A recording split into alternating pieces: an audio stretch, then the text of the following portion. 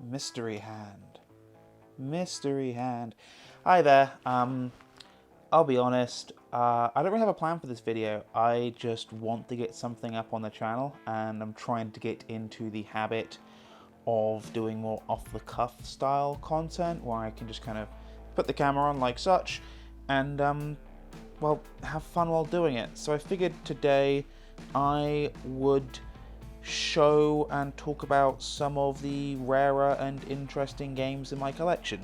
First up, I may as well get them out of the way. There's these three. So we have Cannon Spike, we have Fatal Fury, Mark of the Wolves, or Garou, Mark of the Wolves, and Bang.io. I covered these a little bit in my Dreamcast history video, which please go and watch. These are considered to be the three rarest, if not three of the rarest games on the system. As far as, you know, things when it comes to personal sentimentality, these two, I think I paid the current market rate at the time for Bang.io. Fatal Fury I found through a collector on the interwebs who was downsizing. The Cannon Spike though, that's the special one. Again, if you've already seen my Dreamcast history lesson video, then you know the story behind that. But it's a very, very special game to me right there, very special part of my collection. I guess while we're here and while we're talking Dreamcast, I may as well tick off Illbleed off the list. It's become increasingly expensive in recent times. I have a little bit of story. I got mine at a convention, too many games in, I think it wasn't last year, it was the year before, 2018. I'd actually been looking for this for the best part of about a month and a half at the time. It finally got on my radar, and I saw it at a booth. The copy was in very bad shape. Like, it looked really, really bad. It looked like it had, for the best way to describe it, like cat vomit, like stuck on it. The guy wanted $120. Me being me, of course, you know, I haggle. I always haggle at a convention. He was like, before I even started, he went, "If you have any question about the price, I'm sorry, I had to remain firm." I took it. I just kind of went and put it back into his chest and said, "Then you can keep it, mate," and walked off. Went down to Bad Graphics Gamers booth and found this for $80. So, there it is, there's Illbleed. So, this one, a lot of people are probably wondering right now, why is there a PlayStation 4 game in this video? A little confession, I have been a little ignorant of the current console markets, just because it doesn't really, doesn't really interest me that much. If there's a game for a current gen console I see, and it's a decent price, I'll usually just pick it up, or I'll buy it on Steam, or, you know, something like that will happen. This is a bit of an odd one. So I used to work for GameStop, and I was in Delaware. I just got on a PlayStation 4, and Delaware, for those who don't know, is a sales tax-free state. So I bought this, and I think the actual original receipt is in there. Fully discount. I got everything. Came to $26.50 for. There's my employee number. It doesn't matter anymore. I haven't worked there in 5 or so years, but yeah, I picked it up then. Then last summer, I'm trialing around the interwebs after a convention. I was just browsing through the convention hashtag, just because I like to see if I accidentally wind up in the background of people's selfies or anything like that. It's just a weird game. And I find a guy whining that a vendor had this for, I think, $100. And I'm like, wait, what? That game? I had just done the Dreamcast Godzilla games episode. So I felt kind of bad, because at the end I'd mentioned, don't play the Dreamcast ones, play this one instead, it's a much better game. So little old me goes to eBay, goes, okay, BS, I've got to see what the current price is of this thing, and I'm gonna pop it right there. Now, I am incredibly glad I only paid $26 for it. It's one of those situations where I'm not entirely sure what happened. Apparently it was a very short print title.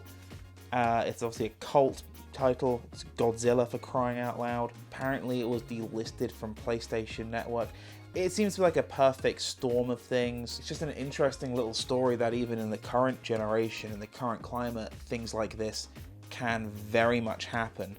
which is ironic because I thought digital downloads were supposed to stop this, but oh well, I'll always have that copy.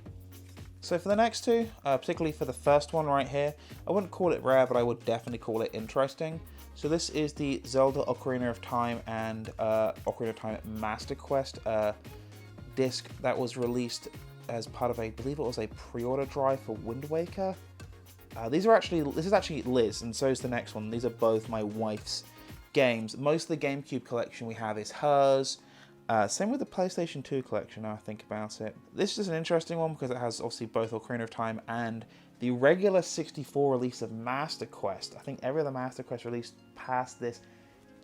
I've got to think, the only thing I can think of was the 3DS version, which was like a kind of a weird remake. It's an interesting little thing anyway. It's kind of, in my opinion, it is the best way to play Master Quest because it is the most pure version. You may be wondering, why on earth is a copy of Twilight Princess here? The GameCube one is very hard to come by. It's also usually quite expensive whenever you see it. Basically, this game was originally on GameCube, and then it got pushed back and back and back and back and back, until eventually it became obsolete with the Wii on the way, so they released it as a Wii launch title, while simultaneously putting out the original promised GameCube version. Depending on where you are in the world, the GameCube version was only given out to people who'd pre-ordered it. Liz pre-ordered it, I think. She's told me the story time and time again, but apparently she pre-ordered it when she very first could pre-order it, and then had to wait, I think, 2 years, she said, to finally get it. But yes, that is just an odd little thing. It's very hard to see these days, very hard to come by. I'll be honest with you, Liz goes on about this being the purest version of Twilight Princess, the best way to play the game. Frankly, I'm not that fussy. Twilight Princess is probably my least favorite in the mainstream Zeldas. I know that's another video. I say the Wii version's fine, the Wii U version's fine. It's Twilight Princess. Here's another odd one.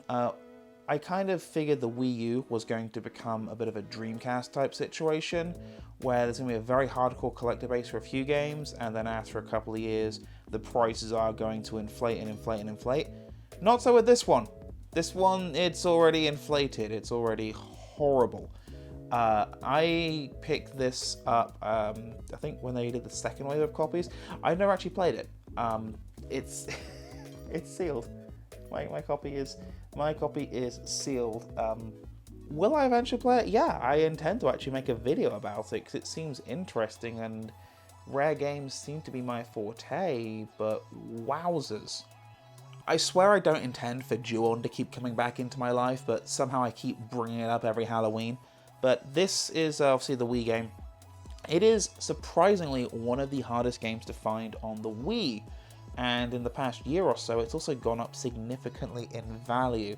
It's going to put a price charting kind of note right there. I don't know how Ju-on keeps coming up in my life, but here we are again. I'm talking about this god-awful Wii Exclusive yet again. For some reason, the price has gone up a lot in the last year. It's definitely one of the harder games to find on the Wii. I wish I had an interesting story about how I came into possession of it, but it's just one of those things. I found out about its existence when I was researching the Ring episode, when I did the Ring Terror's Realm. I wondered there was a grudge game out there. I remember vaguely hearing about one years ago. They said, oh, it's on the Wii. There's a buy it now listing on eBay for, I think it was $40. We knew it was an expensive game at the time because at the time, a Wii game for $40? Good lord. Well, joke's on me, and I guess joke's on the collector's market now, because this thing keeps going up and up and up and up. I think it's this and Coraline are the two that I've seen just go up and up and up and up since I did that video a couple of years ago. No, a year ago. Wow.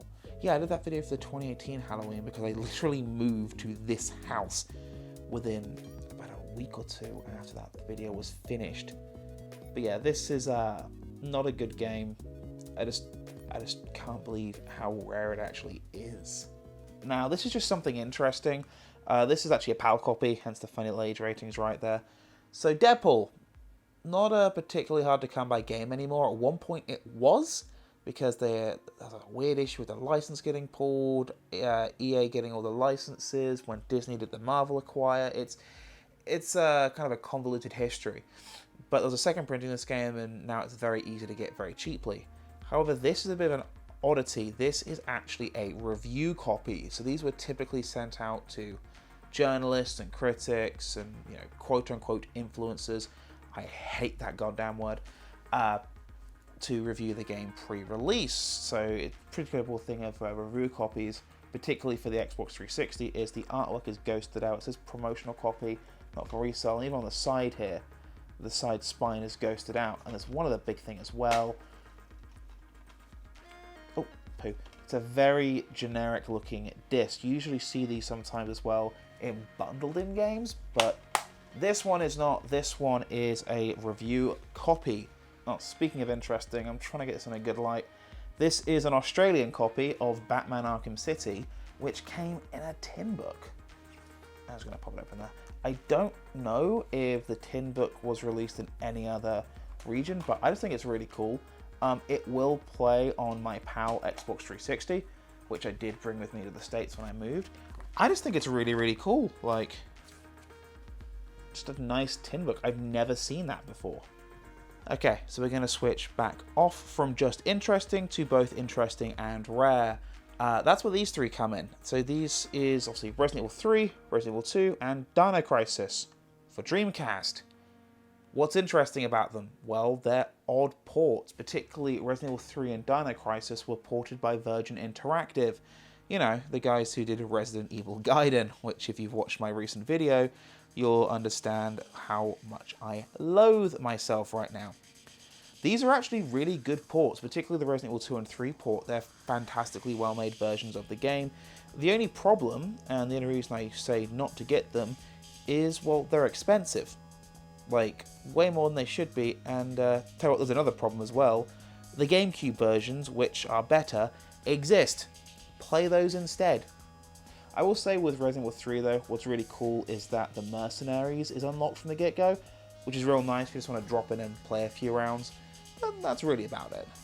Now we're going to get into some of the stuff I kind of had to dig in for. This is one of the favorite pieces in my collection. It's not actually on the shelf with everything else, but it's one of the coolest things I think I have. So you can tell it's a limited run product. It's in a certain box. And I'm just gonna open it up. I'm just gonna show you what it is inside of here. Yep, it is Skullgirls' second encore. I'm just gonna focus that. What we got here? There is the limited run trading card in its all its glory. Here is, what's this? Oh yeah, I thought that weird like loyalty program coupon thing. I've never used this thing. I've never still valid. If you want it, there's the code. Knock yourself out. One soundtrack on audio CD, which is always fun. And of course, last but not least, one physical copy of Skullgirls' second encore. And yeah, it's sealed. It's sealed. I've never played it because I own Skullgirls on... How many platforms are on Skullgirls? On crap. I just think it's a really neat thing. It's a bit of a story as well. Limited Run was having a clearance event, I think, or they were like clearing out their old back stock. I remember asking at certain conventions whenever I'd seen them, hey, do you have this? And they would always say, no. I look on one of their things when they're doing a clearance sale, and lo and behold, there's one. So I set my alarm. I think I quite literally set it for just before the sale was set to go live, and I grabbed it. I pounced on this bad boy, so I paid retail for it. Suck it, scalpers on eBay. I'm just going to say now, I have nothing against anime. I've just never really watched much. Don't get me wrong. I have watched certain series that people consider classics, like Full Metal Alchemist, Cowboy Bebop. I love me, the original version of Evangelion. I've never watched the rebuilds, and the Netflix dub made me want to die, but that ADV dub it's good stuff. So, JoJo's, why the hell do I own this? Basically, I got my PS3 shortly before moving to the States. Me and Liz found a good 60 gig back compat model for a good price. A friend of mine had imported this, and we've been playing it a lot before I moved down. He said, well, the North American version is going to be out soon. Why don't you just buy a copy and we'll play online? We never played online, but I did buy a copy. I don't know why this game got so expensive. The only thing I can assume is the name, because there is a digital version available. You can still download this game. You can even still get the DLC. I don't get it. I just have it. It's just sat there on my shelf. Once in a while I'll pop it in, but I don't understand why the price got so high on this one. It's alright. It's a fighting game that runs at 30 frames though, which is weird. Confession, yes, it's the more common version of this game. It's the black cartridge, not the baby blue cartridge, but I'm a sucker for these unlicensed games. I just think it's neat, man. I just think it's neat. Once again, these belong to Camera Lady, but I just kind of feel the need to flex a little bit here, just because, you know, not only do we have part 1 of the original Dot Hack quadrilogy, we have part 2, part 3. Does it go one further though? Nearly everyone I know has parts 1, 2, and 3. Does mine go any further? I've intentionally cut off so you can't really see over the top here. Does it go any further? Does it go any further? Does it go any further? Does it go any further? It does. It does. I can zoom the camera a bit more now. Yeah, there's a story behind this one. Me and my brother, we found this. It's actually a very good condition copy. All 4 of these have their original anime DVDs, and the discs are very nice. We found it at a convention. We split the cost. My brother was visiting at the time because it's for Liz's birthday. So she was a very happy camera lady that year. Yeah, I was happily got the little cursor removed. Plus, when you put 1, 2, 3, and 4 together, it makes a little picture. Makes a little focus there. Makes a little picture. Mon ami. Ooh, this is an object I don't think I've ever documented before. So this is a Donkey Kong Game & Watch. The box is a bit dogged, but the device itself, yes, the device is in there. So let me just open this thing, and you can understand for yourself why this is kind of the gem at the center of the collection. Yes, those are the original batteries. It does work. The batteries are actually flat right now, though. I haven't had a chance to go out and buy some more because, yeah. There's all the original inserts.